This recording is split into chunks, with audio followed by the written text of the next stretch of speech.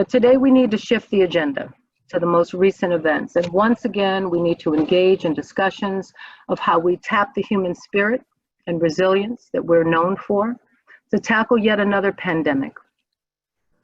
Most recent events resulting in the murder of George Floyd by police officers has resulted in protests, some peaceful and unfortunately some not so peaceful.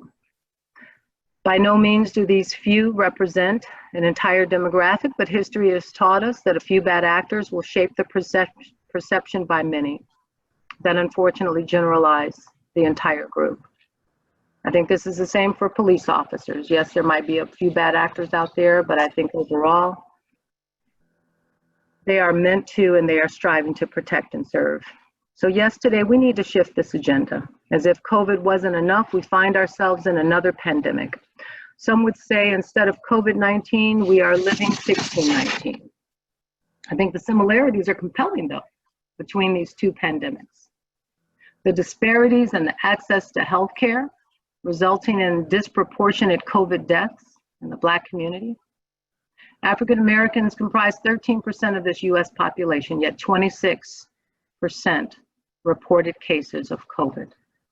In Chicago alone, 30% of the population are comprised by African Americans, yet 68% of African Americans have died in the city of Chicago from COVID. Disparities in the justice system prevail as well. African Americans are incarcerated at more than 5 times the rate of whites. African American children represent 32% of children who are arrested, 42% who are detained, and 52% whose cases are judicially waived to the criminal courts. African Americans and Hispanics make up approximately 32% of the US, yet they comprise 56% of all incarcerated people in 2015. Is there any wonder that Black mothers must teach their young Black sons how to navigate a traffic stop? I wondered the other night if George Floyd's mother had that conversation with her son. Not that it would have mattered. Many of you have heard me talk about my 87-year-old auntie. You've heard me talk about her on several of these calls. Typically, she offers some profound statements in humor. But this week, she was profound, but she was saddened. She said, "I've always known the meaning of justice. Just look inside the prisons, darling, and that's what you will find. Just us." You know, we at I4CP were compelled to shift our agenda today. These disparities seem intractable because they are ingrained in our political, social, and judicial systems.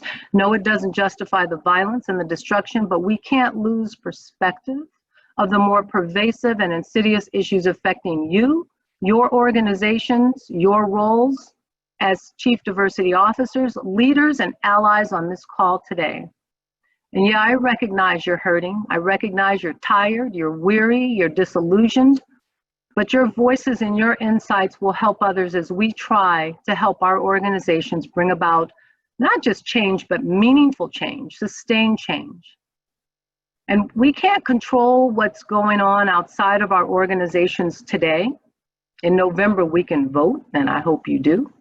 But we can certainly help our leaders inside the organizations today support, lean in, engage the right conversations with employees, and just like COVID, focus on ensuring that psychological safety, that well-being of all of our employees, so that they can, amidst all of this chaos and stress, regain that motivation to bring their best thinking and perform to their highest potential.